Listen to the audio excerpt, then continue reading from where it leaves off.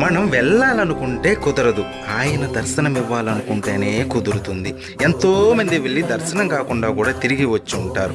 మీకు రహస్యం చెబుతాను, వినండి. ఆయన మనకి దర్శనం ఇవ్వాలనే సూచనలు మనకి పంపుతాడు. ఎలా అంటే నిద్రపోతున్నప్పుడు కలలో కనపడడం, తరచూ శ్రీవారి గురించి విషయాలు మన చెవిన పడడం, లేదా ఎవరైనా తిరుమలకు పిలవడం.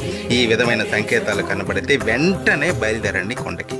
కానీ ఒక్క విషయం, అక్కడ మనం దర్శించుకునేది మామూలు విగ్రహం కాదు, సకల జగత్తును నడిపే శక్తి స్వరూపం, బ్రహ్మాది దేవతలు దర్శించుకునే విరాట్ స్వరూపం అది. విగ్రహ రూపంలో కనిపించి భ్రమింపజేసే శ్రీవారి రూపం అది.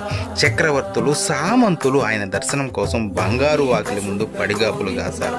అటువంటి స్వామి దర్శనం పూర్వజన్మ సుకృతం. ఇలాంటి ఎన్నో వీడియోలు మన ఛానల్లో ఉన్నాయి. సబ్స్క్రైబ్ చేసుకొని వాటన్నిటినీ వినండి. శ్రీవారి దర్శనం మీరు ఎన్నిసార్లు చేసుకున్నారో కామెంట్ చేయండి. ఓం నమో వెంకటేశ.